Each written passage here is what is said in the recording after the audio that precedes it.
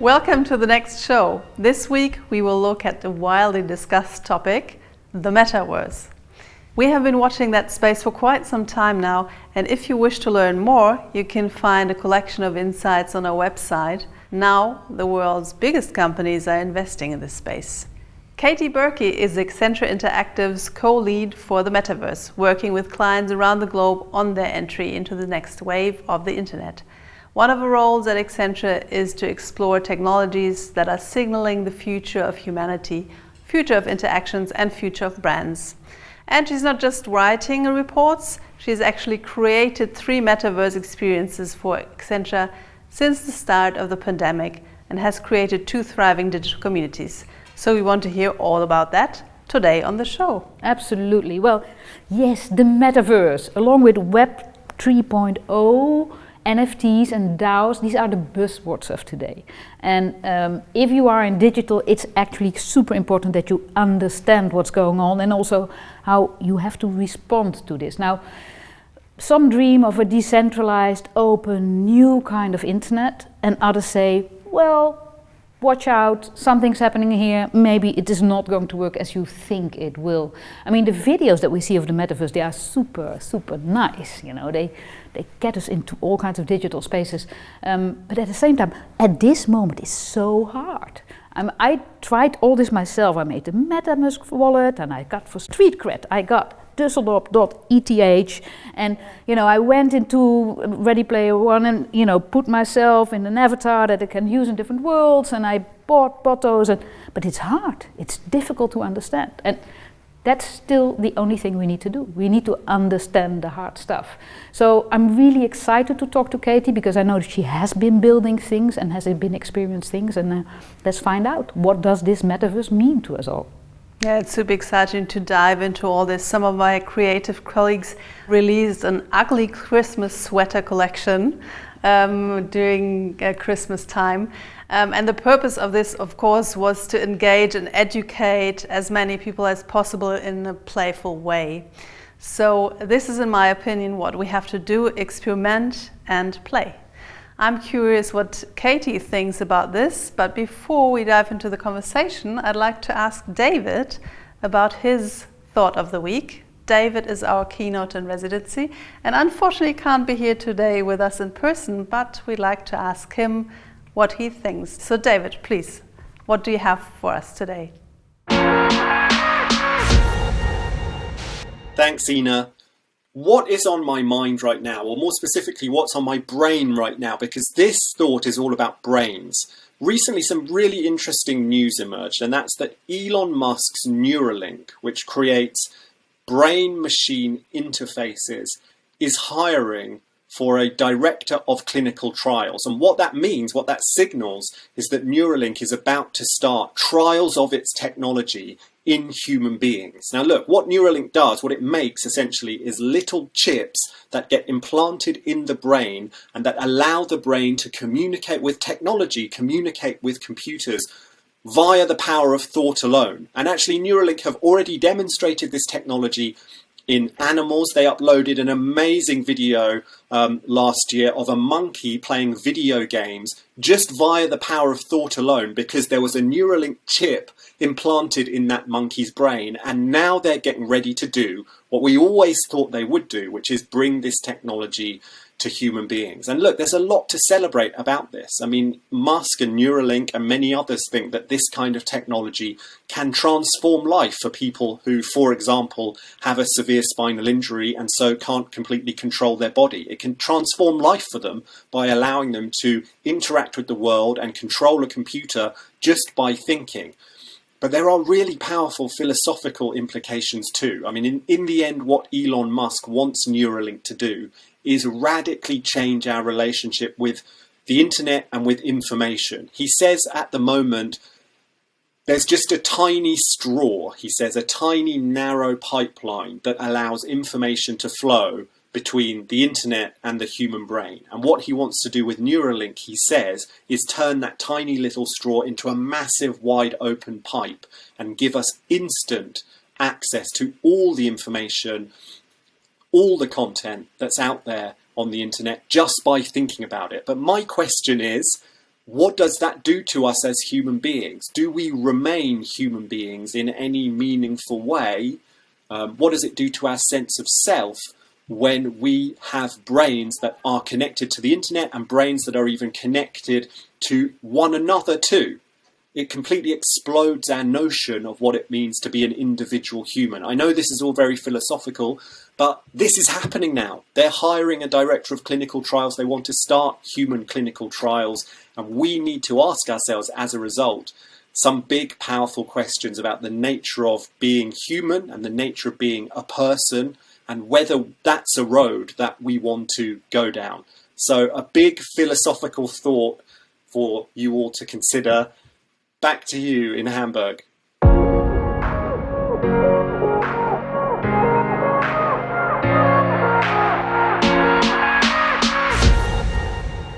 From Hamburg to London, we're super excited with our guest of today because it's the buzzword of the year, the metaverse, and it's super important that we understand what it is and what it isn't. We're here with Katie Burke. Welcome, Katie. Good morning. Good morning. Thank you for having me.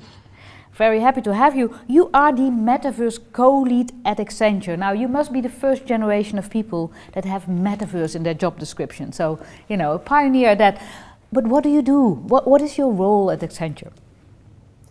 I mean, before that title, good morning, everyone. I'm so happy to be here. Before that title, I actually lead a ground-up innovation group within Accenture's interactive practice, and that's the group within Accenture that focuses on advertising and design and marketing operations in that area.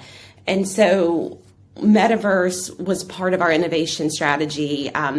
From about a year ago, we started focusing on that, understanding really the needs from the pandemic. But day to day, the metaverse is really an education, it's an imagination, and it's really a seeking out of content and collaboration across Accenture that really helps tell the story for our clients. Yeah. And how many people at Accenture are involved in working anything related to this topic? I don't know the exact number, to be fair, but I do know that the metaverse as a phrase is probably newer, but the underlying technologies is something that we've been doing at Accenture for a very long time. We have a blockchain practice. We have, an extended reality practice that has, hundreds of people. We have some agencies that work especially in CGI and VFX. So we have a lot of the technologies that have been working in this space and delivering really amazing things for our clients for years now. The metaverse is just a nice and neat little phrase that's sitting on top of that at the moment. Yeah, and in this discussion about the metaverse, there's the very fancy, beautiful videos that go out there that show these 3D spaces that we float around in, and of course there's also the deep level thinking on what it actually means for the structure of the internet and how we connect to all the digital data that exists. There's a guy called Tony Parisi, and he's quite a famous guy because he was in 1992 developed VRML, so the first 3D HTML-like language. And he recently wrote the 7 rules of the metaverse, in which he writes there can only be one metaverse and it shall be open and it will be for everyone. And he basically concludes that the metaverse is the internet, is basically the new iteration of the internet. Would you agree that the metaverse is, even though it's a hyped and buzzed phrase, is really a next version internet, that something really fundamental is changing in how we deal with information and digital experiences? The metaverse is just a lot of opinions of what people think. It is hard to tell what the final version will be. I mean, if it doesn't become that, is it not a metaverse? I don't know. So my thinking on it at the moment is that it's a destination where the journeys are being written by a lot of different people, and there's underlying behaviors of what people are expecting of the internet at this moment as well. That all of this is very fluid at the moment, and we cannot really understand what the ultimate version is. There's not one definition that is the right definition at the moment. Yeah, it's very open still. Okay, so what do you see as the most interesting or exciting part of this development now? I mean, as you said before, we've known 3D permanent digital spaces for a while from the game industry and from the VR industry, and this is not something completely new, but nevertheless there's an energy to it now and a promise, a hope even, that we will enter a new phase. But what aspect of this do you think is really interesting and is really worth exploring? I mean, to me, the technology is advancing very, very rapidly, and I think that there's a lot of excitement around the advancements of the technology, but to me, one of the most fascinating things is actually this agitation amongst the people who've been using it for a while. There's behavior shifts that are really happening that, you know, I think it's causing maybe this drive towards a new version of the internet. But what people are looking for is more choice in the internet. They're looking for more control. You know, there's not a lot of new movement towards some of the major social media platforms. I think there's movements towards, you know, alternative platforms, and the behavior of people is something that you can't really, you know, discount when you're talking about the metaverse. They want something different than what we have now. They want to own their data. They want to have more control over who they're around. And that is one of the fundamental things that I'm most excited about, is just this alternative to what's happening at the moment, and these new desired use cases of what people are trying to do and to create. To me, that's one of the strongest signals of behavior shift that I've seen, and I just am fascinated by it. And what is that behavior shift? I mean, you described that people want something different, but that's, you know, we don't have a decentralized, well, we have the internet, but we don't have a decentralized metaverse for now. So what is the actual shift in behavior that you can already observe right now? I do think that Gen Z is not going to the traditional social media platforms. They know that they've grown up native to social media being part of their lives, and they're making choices. And I think it's just, they don't want to be on platforms where their parents are. So there's a bit of, you know, being a bit more exclusive, and they're going to smaller communities. They're going to the Discord, you know, type of platforms where they are niche. They're focusing on the communities of interest.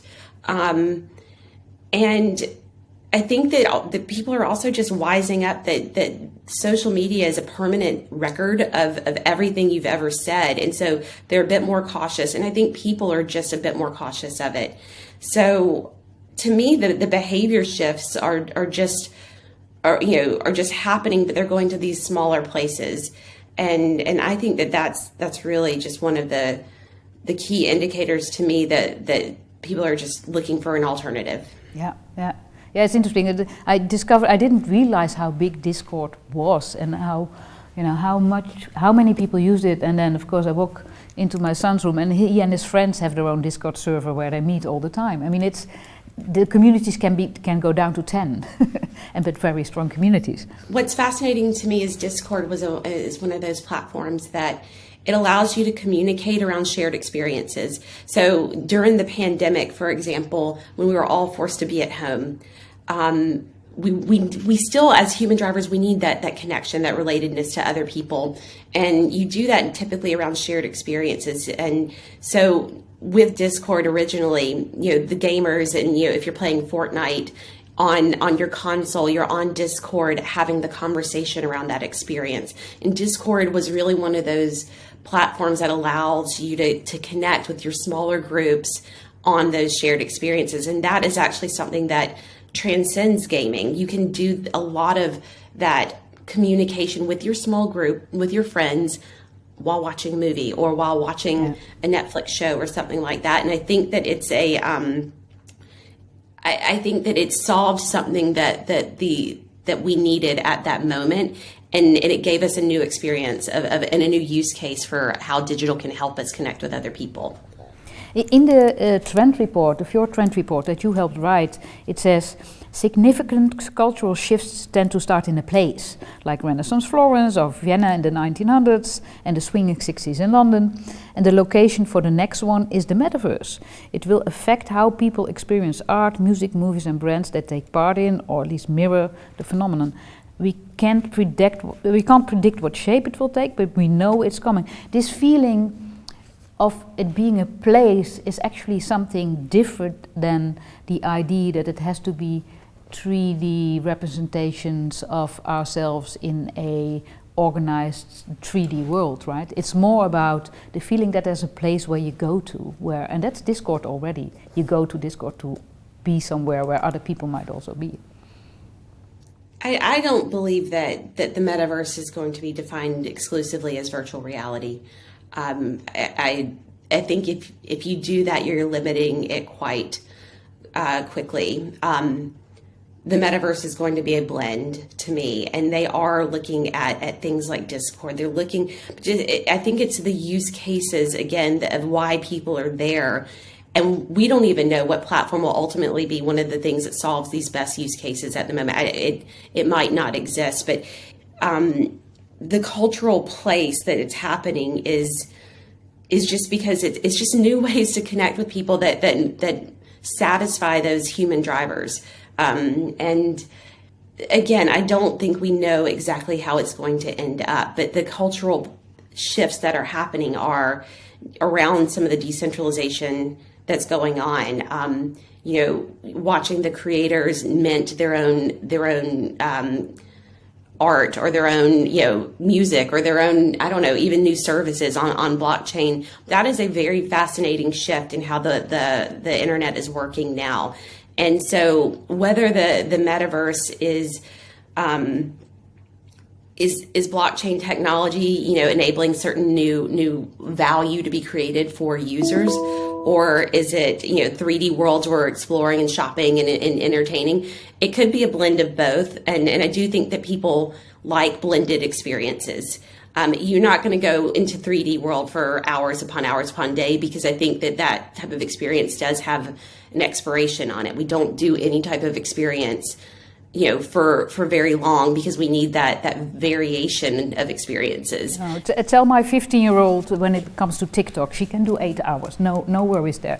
But yeah, I understand what you mean. It will be blended experiences. I mean, I often think that the exact thing that makes something exciting is also the exact thing that makes it completely problematic. I mean, it's exciting that everybody can have an opinion on Twitter, and the fact that everybody can have an opinion on Twitter also ruins Twitter. The same way, it's exciting to have an immersive experience, because it really takes you out of the place where you are, and it really physically, emotionally takes you somewhere else. And the fact that it can take you somewhere else can also make it addictive, or it can also make it, have really different side effects as well. But if we go to the industry level, there are different views of what the metaverse is and could be. Of course, Facebook seems to concentrate more on a VR-based 3D world. Microsoft seems to see it more as a workspace, something you close off, which in an era of working at home makes sense. You are in a different place and then you work, but you want to be closed off to your surrounding and you want to focus on your work. Who knows? Epic Games goes for an open, interoperable metaverse. Of course, they come from the game background. Even NVIDIA with their chips and everything, they have an omniverse for real-time collaboration. And it's not just really big companies, there's also new companies, and maybe they are even more radical in their view. What views do you see, and where do you see the big new thing coming? Because it could be completely new companies as well, right? We tend to focus on the Facebooks of the world, but something new is happening in the decentralized world. I think that we have not found the desirability of this yet. I do think that Decentraland and some of the sandbox and some of the games that are starting to be built on top of blockchain, they're finding ways where users are monetizing their engagement. They're doing a lot of stuff that I think are the first value cases where people are going there. They know that they can go there and make money. And so that's one area. But, having to wear, a headset at work for all day, I don't believe that that's actually going to be the case. I think that we'll wear it for certain things, especially if you're talking around 3D models, things that we do in 3D at first that gives everyone a better sense of what we're building and designing. But would we be doing 3D headsets to meet? I'm not sure. I don't think that everyone wants that. Some people want that, but I wouldn't force that on a workforce. The other option to that is meeting in person. So I feel like we're trying to go to alternatives of where we are at the moment, but again, we have to find the best use cases for each point where we would need it, and a day in the life of how the metaverse works. So I love that everyone's exploring different ways, and I think that that's one of the healthiest things that we can do, is to have the big brands, the small brands. I mean, it's not brands, the small companies. Yeah, I love that the artists are suddenly all over it, because I think it's not just that. I think creators, if they find a way to make money, that's wonderful. But it's also, if the artists are involved, they're going to explore avenues that we haven't imagined before. They're going to try out things. And it's this lovely phase where everybody's talking about, but nobody is absolutely sure yet what will happen. So that means lots of things can still happen. It's a time of creativity, in a way. Yeah. I mean, the artists are always 3 to 5 years ahead of the rest of society. They're playing in the new spaces, and if the artists are finding new ways to have value for themselves, that is to me, an indicator of something. That it doesn't mean that we know everything about NFTs. Even if you're looking at it, I don't even think the NFT language hitting mainstream is even a year old. I think that we are so early in the maturity of that. But if the artists are playing there and they're finding ways to mint their digital ownership, collect royalties when what they've created continues to be resold.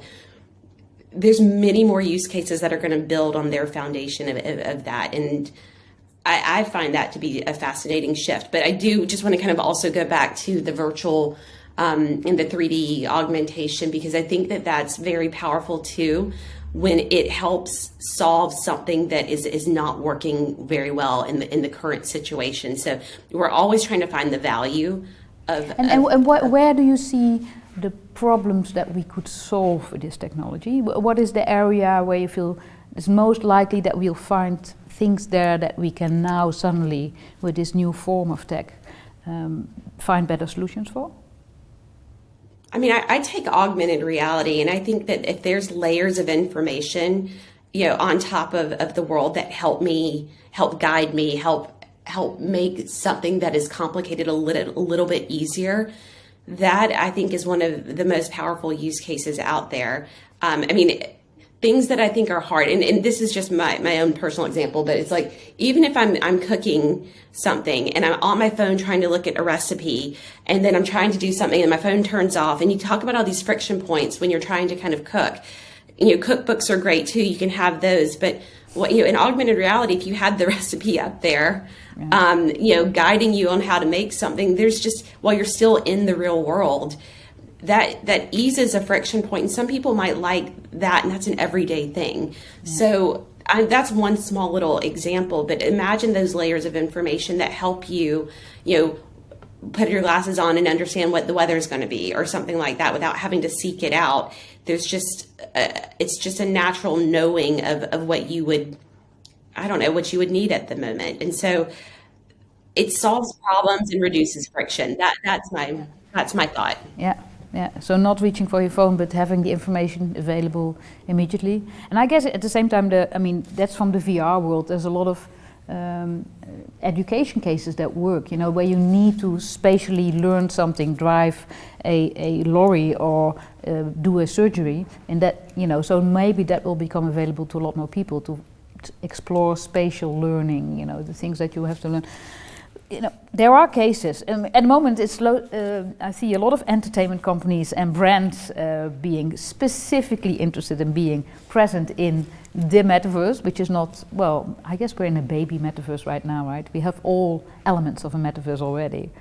Are there things you feel that should happen now by way of regulation or habit or design principles that would help us make sure that this metaverse that's coming is actually not a harmful place?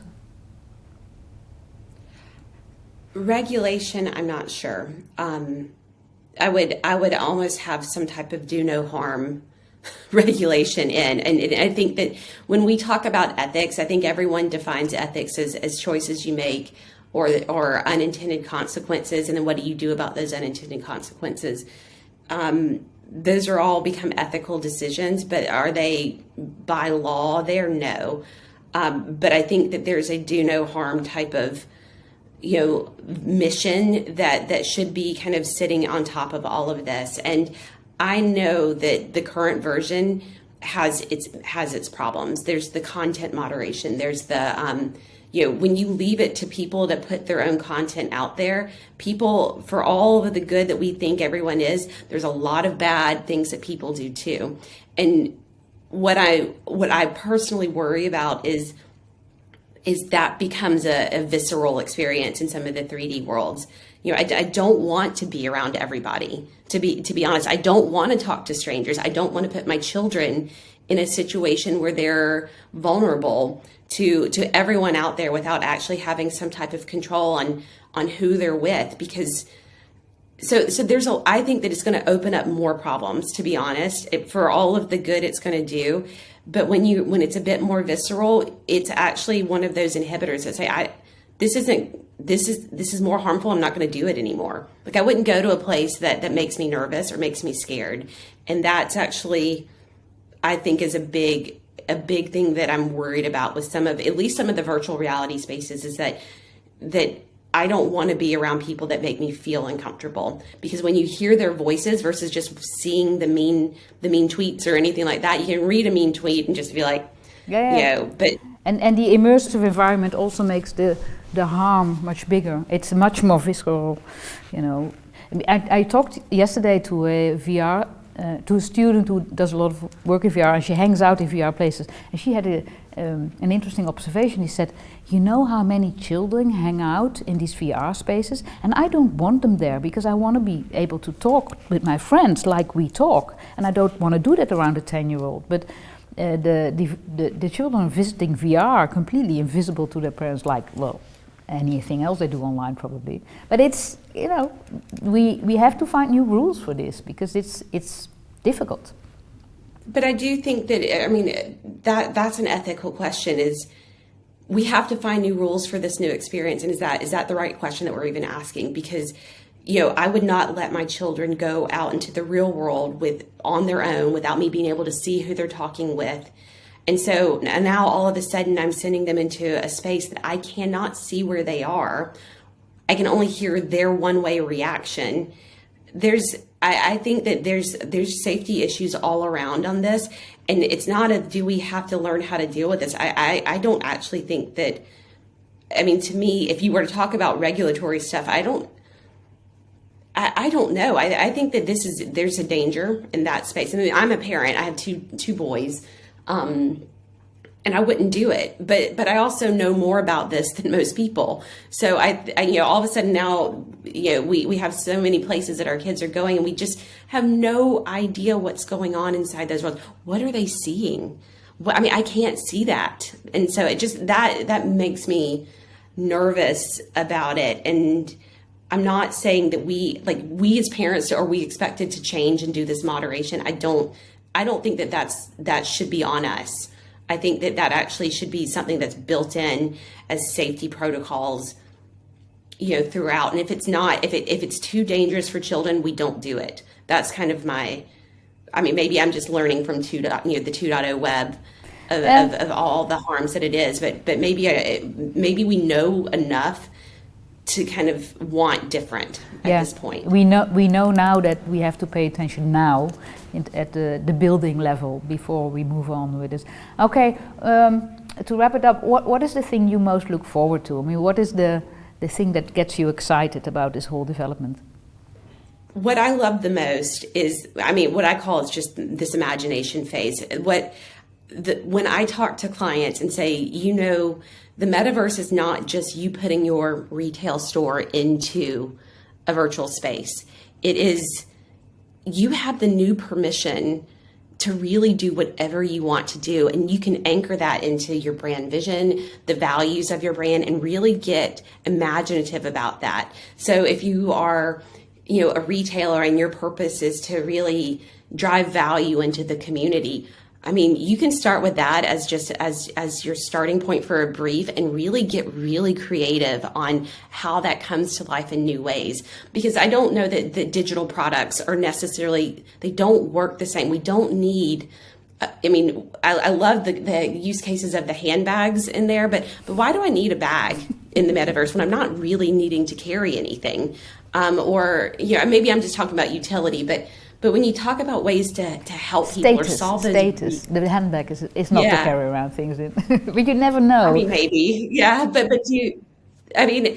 I have a pair of sparkly shoes on, and I love the way they feel now. I don't even know if I have feet in the metaverse. So all these things are really just. To me, I think that brands can really get imaginative, and it's more of, what can you do if you do cosmetics? Why don't you just actually find new ways to make the metaverse beautiful? And that's your actual start point, and you can get really creative with that.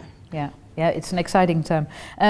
Well, you have many teams out there building at the moment, building teams and finding people who understand this and who can imagine this. How do you do that? Where do you find them? Are these the computer science departments of the universities? Are these the art schools? Are these the VR and game communities? Who can do this? We have a lot of people that study the visual effects, experience design. So those are more formal ways to kind of have people, and we have people learning in that space. And again, that's not new. That's been around for a while. But from the blockchain side in particular, and I've been leaning on a lot of my innovation network. So what I look for is, who are the people in my organization that are playing on the edge, and we interview them, and we really just want to understand what they do and what they're playing with. And what that does is that teaches everyone in my organization that we spotlight them. And we've learned so many amazing use cases on what they're playing with on the side, not formally for work. But when we talk about hobbies, people build things on the side.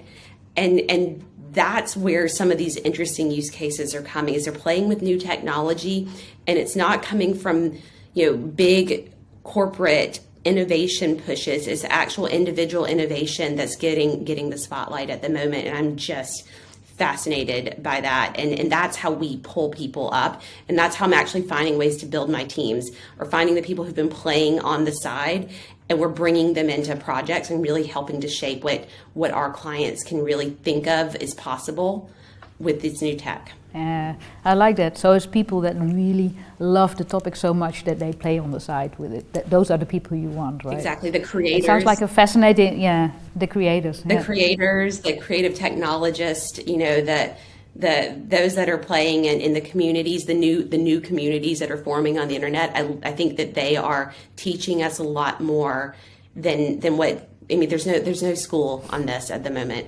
Yeah. So I think that's the group.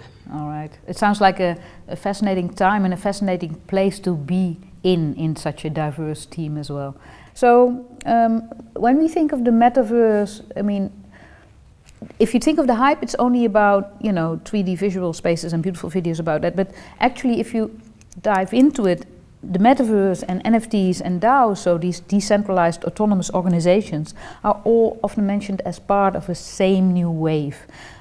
So my question to would be, how connected are they? Some visions of the metaverse are not about the decentralized DAO, approach. They are more centralized.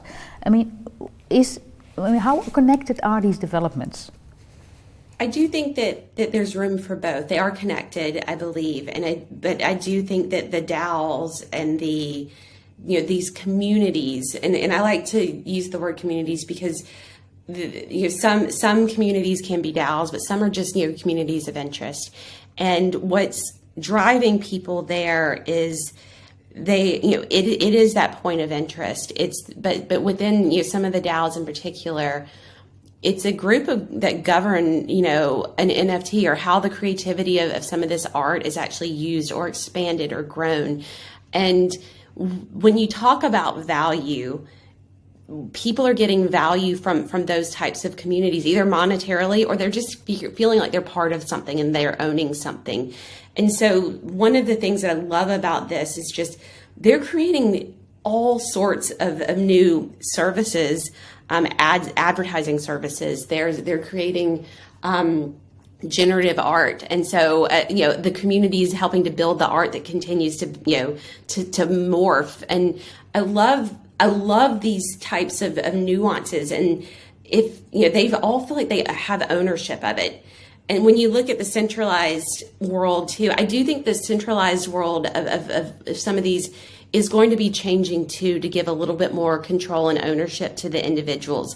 So I do think that they're connected. At the moment, they seem quite separate, but they're going to merge because this new behavior of these communities is driving a lot of attention towards it. And so I do think that the centralized platforms will actually find ways to do a little bit more of that and give more control or even just ownership back to the people within some of the centralized platforms. So I do think they're connected. Yeah, so you think some of the examples now being developed in the DAO world with co-ownership and also, the possibility to earn something if you're part of a community, that might transfer. And there's also another kind of opening up possible, and I'm really wondering how far it will go, and that's this interoperability between different 3D-based metaverse worlds, so to speak. See it all as one big metaverse, and you can take your avatar, your representation, your identity from one to the other. Now there's early experiments there. I myself made a Ready Player Me avatars that I can take to different worlds, and how far do you think that will go? It's not unsolvable, but technically it's not easy either. But is this the way that we will be? Will we take our avatar to different worlds? Will we be the same wherever we go?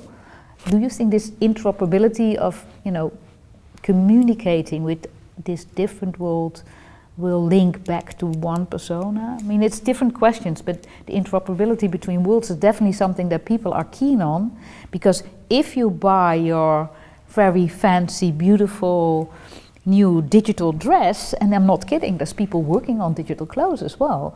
You want to be able to wear it wherever you go, right? I mean, it's silly, but it's true. I do think there's merits of that vision that makes sense. I do think that you should be able to move frictionlessly through a lot of these, if it's 3D worlds, without having to log in with a new username and password each time. And then obviously what you buy should go with you. If it's a service that you buy in one, does that carry over to the other? I do have, for every good and for every vision on this, I do worry also is that, there's already a digital version of me out there that I don't own. So I know that there are profiles of me that they've collected through every cookie that I've ever accepted to access certain things.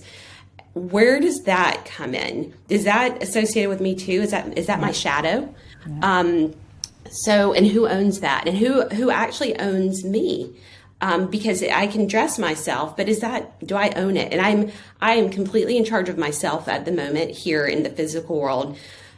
Do I get that ownership of myself in these digital worlds? And I'm happy to, operate through everything. But if someone else has that profile of me that is customizing things because of something else that I don't know that they're collecting on, I think people are smart enough at this point to know that that's a bit, we don't trust that as much as we do. So for all the interoperable, vision, and which I would love to not have to just log in and out, and the passwords. There's just a bit more questioning we need to do. Yeah, it's a whole new question about our digital identities and how we own and operate them. Yeah. But we have digital identities now, and do we own them? Yeah. That's the question. Well, we don't, I guess. We don't. Yeah. Fascinating. Now, you are not just advising people and educating people about what a metaverse is, it could be, and what everybody's doing. You actually also built some experiences yourself. And these were internal experiences, but they were metaverse experiences. Can you describe what you learned from having to do this? What was hard, what was surprising, what didn't work out at all, and what was super successful? I'm just curious about the experience. Yes, so I've built, we had 2 massive events for our internal colleagues, especially during the pandemic. A lot of things that were in person had to go digital, and there was this, we knew that it was not going to be the same. You're not going to have the same connection as what it's like in the physical world. So I do have this massive belief that physical connection and face-to-face is a very important part of the world as we talk about this new digital world, but the physical is really important. But when we tried to look at these experiences, we wanted it to be different than a normal Teams call or a Zoom call, all of these things, because that is very, we are doing that every day. So how is this different than that? And so we focused really on the experience of the audience in the chair that they're sitting in. And we wanted a beautiful set. So we were able to use, Unreal Engine, real-time rendering to create a place that was beautiful. And if you were to go full screen, you felt like you're in a film. But it was real too. So we used, green screen production technologies to put real people into these places. We allowed people to use Zoom. So we broadcast into Zoom. But we asked them to put, Snapchat or Snap Lens filters on so that you can be, kind of yourself, your quirky self, however you want to represent yourself, but you're still able to see people's faces and real faces. So I don't think, what we were learning at the time, and I did not want to use avatars for these events because what people wanted was to see each other, and then in a fun way. And so when we focused on the beauty and the experience of what could be, plus having people feel like they're a part of the show, because we would put their pictures in the screen, and we could it was just one of those incredible experiences that you began to see the power of what could be.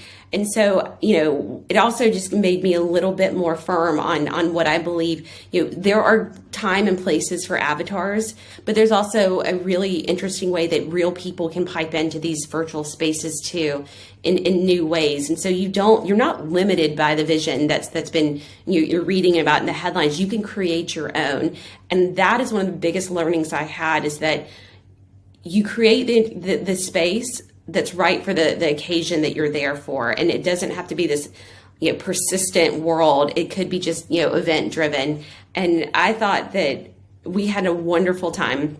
That was the big, high marks on all of our feedback, but it was just an experience, and it was so different. And we just, it was hard, and we learned a lot. And I don't know, I'm so proud of it, because we kind of mashed up platforms to make the experience exactly what we wanted, because there's nothing out there that's doing exactly what I wanted to do at the moment, but it worked exactly as I wanted at that moment in time. Oh, that's fantastic. Let's end on that. You have to build your own. And that's for everybody right now. You can still build your own. Yeah, wonderful. Thank you so much. Focus on how people feel and let them connect. I think that connecting with each other is so important. So letting them have the chat feature, letting them see each other, letting them bring their families in. The problem I do have with VR headsets is you're by yourself, but when you're not at home by yourself for the most part. So bring in the families, bring in the fun. Fun is really important when we go into this next space. It's true. Katie, thank you so much for this wonderful conversation. And as you say, it's time to build our own. So it is time to build. Thank you so much for sharing that vision. Thank you for having me, and I'm so excited about what's happening in this space. Thank you for the fascinating conversation and all the insights, and thank you for watching today. If you want to learn more about the next conference or watch any other of our videos, please visit nextconf.eu. Finally, I'd like to thank our partners Accenture Interactive, Factor3 and T3N for their support. Hope to see you next time. Bye bye.